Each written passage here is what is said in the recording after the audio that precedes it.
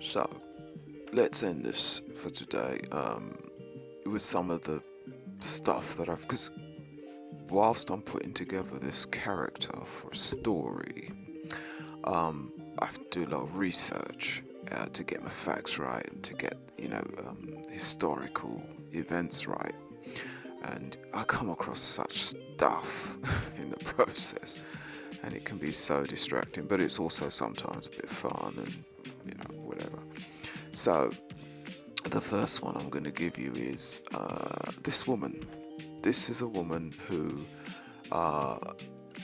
they made a photograph called The Woman in the Box, and this was taken in 1913 by a photographer traveling through Mongolia, Albert Khan, and it's a photograph of a woman locked inside a wooden box, and she's been put in the desert and left there because she's been a bad girl.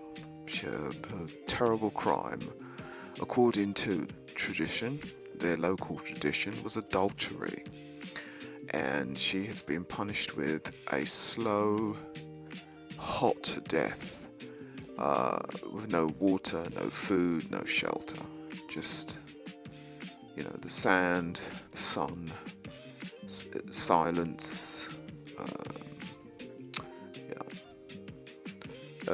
The photograph was considered so disturbing it remained unseen for years, and only in 1922 did the National Geographic publish it and called her a Mongolian prisoner in a box. So make of that what you will. People are weird, aren't they? This picture is basically, it says the owners, as they're leaving their house, got tired of the dogs, I guess, and threw them out with the trash as they were moving. People, right? Scum. Talking to scum, here's a scientist that decided to create two-headed dogs. So he basically, let's have a look at him. In 1959, a Soviet scientist Vladimir Demidov, he transplanted the head of one dog onto another dog, resulting in this two-headed monstrosity.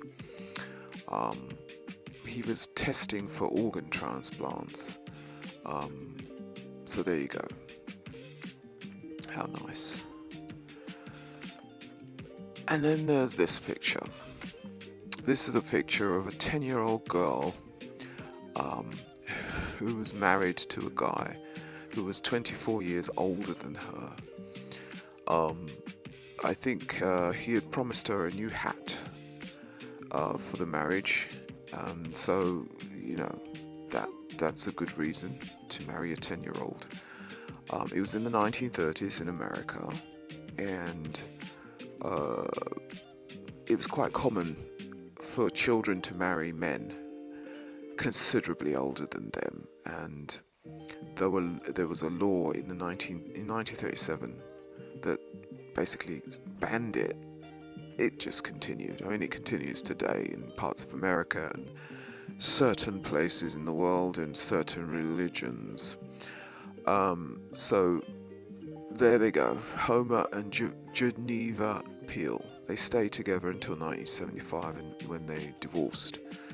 And he passed away in 1991, and Geneva lived until 2017. And she'd reached the age of 92. They had 6 daughters and a son, and 18 grandchildren.